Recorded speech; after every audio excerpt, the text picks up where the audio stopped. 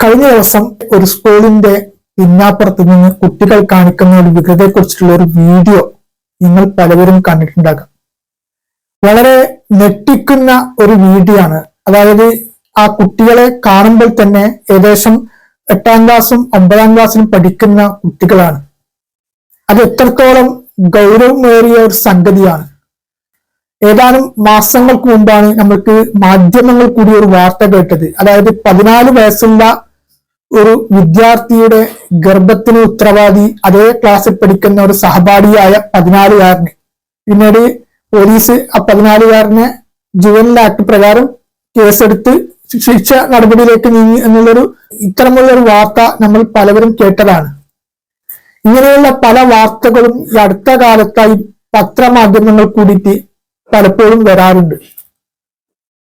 ഇപ്പൊ മൊബൈൽ ഫോണാണല്ലോ ഇപ്പൊ എല്ലാ കുട്ടികൾക്കിടയിലും മൊബൈൽ ഫോണാണ്. അതായത് കോവിഡിന്റെ പശ്ചാത്തലത്തിൽ ഓൺലൈൻ വിദ്യാഭ്യാസം സാർവത്രികമാക്കിയപ്പോഴാണ് ചെറിയ ക്ലാസ്സിൽ പഠിക്കുന്ന കുട്ടികൾക്കിടയിൽ പോലും സ്മാർട്ട് ഫോണുകളും ഐഫോണുകളും ഒക്കെ എല്ലാ ടെക്നോളജികളും അടങ്ങിയിട്ടുള്ള ഫോണുകൾ ഉണ്ടാകാൻ തുടങ്ങിയത്. ഇപ്പോ ഫോണിന്റെ ആവശ്യമില്ല. ഇപ്പോ ഓഫ്ലൈൻ വിദ്യാഭ്യാസമാണ്. ഓൺലൈൻ വിദ്യാഭ്യാസമൊക്കെ പൂർണ്ണമായും നിർത്തലാക്കി ഓഫ്ലൈൻ വിദ്യാഭ്യാസത്തിലേക്ക് കടന്നു. ചില കുട്ടികളൊക്കെ ഈ ഫോണുകൾ വളരെയധികം മിസ്യൂസ് ചെയ്യുന്നുണ്ട് എന്നതാണ് വേറൊരു ഗൗരവകരമായിട്ടുള്ള ഒരു കാര്യം. ചെറിയ ക്ലാസ്സിൽ പഠിക്കുന്ന കുട്ടികൾക്ക് എന്തിനാണ് ഇങ്ങനെ എല്ലാ ടെക്നോളജികളും അടങ്ങിയിട്ടുള്ള മൊബൈൽ ഫോണുകൾ ഇപ്പോൾ കൊടുക്കുന്നത് എന്ന കാര്യത്തെ കുറിച്ചിട്ട് ഓരോ രക്ഷിതാക്കന്മാരും ചിന്തിക്കേണ്ടതാണ്.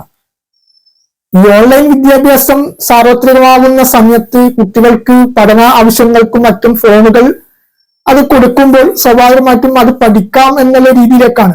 പക്ഷെ ഈ ഓഫ്ലൈൻ വിദ്യാഭ്യാസത്തിന്റെ കാലത്ത് എന്തിനാണ് ഇത്തരം ടെക്നോളജികൾ അടങ്ങിയിട്ടുള്ള മൊബൈൽ ഫോണുകൾ കുട്ടികൾക്കിടയിൽ കൊടുക്കുന്നത്? ഇന്ന് മൊബൈൽ ഫോൺ എന്ന് പറയുമ്പോൾ ഒരു കമ്പ്യൂട്ടറിന്റെ അതേ രീതിയിലേക്കാണ് മാറുന്നത്. എല്ലാ സിസ്റ്റങ്ങളും അതിലേക്ക് അടങ്ങിയിട്ടുണ്ട്.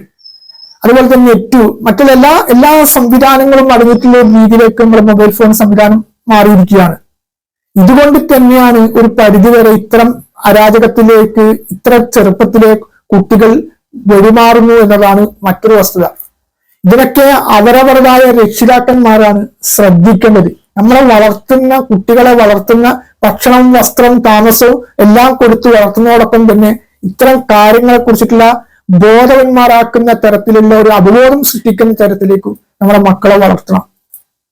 രക്ഷിതാക്കന്മാരുടെ പോരായ്മ, രക്ഷിതാക്കന്മാരുടെ അശ്രദ്ധ, രക്ഷിതാക്കന്മാരുടെ അലക്ഷ്യത ഒരു പരിധിവരെ കുട്ടികൾ വഴിതെറ്റുന്നതിന് കാരണമായി ചൂണ്ടിക്കാണിക്കപ്പെടാം.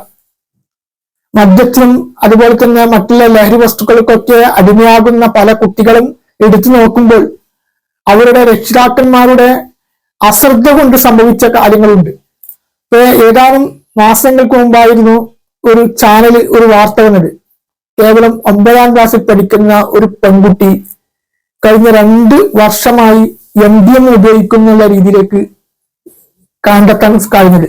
പിന്നീട് ആ മാതാവ് കൊടുക്കുന്ന അഭിമുഖത്തിൽ പറഞ്ഞത് നമ്മൾ ഇതൊന്നും അറിയുന്നില്ല എന്നാ. ഈ 2 വർഷം കുട്ടി ഉപയോഗിക്കുന്നതായിട്ടുള്ള കാര്യം നമ്മൾ അറിയുന്നില്ല. പക്ഷെ ഈ കുട്ടിയുടെ സ്വഭാവത്തിലെ ചില വ്യത്യാസങ്ങളൊക്കെ കണ്ടപ്പോൾ ഒരു ഡോക്ടറുടെ കൗൺസിലിംഗിന് വിധേയമാക്കിയപ്പോഴാണ് ഈ കുട്ടി ഇത്തരമുള്ള ഒരു ലഹരി വസ്തു ഉപയോഗിക്കുന്നതായി അവരുടെ മാതാപിതാക്കൾക്ക് പോലും തിരിച്ചറിയാൻ കഴിയുന്നത്. അതുകൊണ്ട് അവരവരുടെ മക്കളെ ശ്രദ്ധിക്കേണ്ട ബാധ്യത രക്ഷിതാക്കന്മാർക്കാണ്. പലപ്പോഴും ചില രക്ഷിതാക്കന്മാരുടെ ഒക്കെ പരാതികൾ കേൾക്കുന്ന രീതിയിൽ നമ്മൾ പലപ്പോഴും മക്കളോട് എത്ര ഉപദേശിച്ചു കഴിഞ്ഞാലും അത് അനുസരിക്കുന്നില്ല എന്ന രീതിയിൽ. പക്ഷെ ആ ഉപദേശിക്കുന്ന സമയത്ത് ഉപദേശം കൊടുക്കണം, ശിക്ഷണം കൊടുക്കുന്ന സമയത്ത് ശിക്ഷണം കൊടുക്കണം. തെറ്റ് കണ്ടു കഴിഞ്ഞാൽ അതിനനുസരിച്ചിട്ടുള്ള ശിക്ഷണം കൊടുക്കുന്ന സമയത്തിന് മുതൽ കൊടുക്കണം. എന്നാലും കുട്ടികൾ വളർന്ന ശേഷം കൊടുത്തതിനെ കൊണ്ട് കാര്യത്തില്ല. അതുകൊണ്ട് ആ സ്കൂളിൽ ഒറ്റപ്പെട്ട സംഭവങ്ങളൊന്നല്ല, ഇത് മിക്ക സ്കൂളുകളിലും നടക്കുന്ന ഒരു രീതിയിലേക്ക് മാറിക്കൊണ്ടിരിക്കുന്ന ഒരു അപകടാവസ്ഥയിലേക്കാണ് ചെന്നുപെടുന്നത്. അതുകൊണ്ട് ഓരോ രക്ഷിതാക്കന്മാരും അവരുടെ കുട്ടികളെ ശ്രദ്ധിക്കണം എന്നാണ് ഈ അവസരത്തിൽ വളരെ വിനീതമായി അഭ്യർത്ഥിക്കാനുള്ളത്.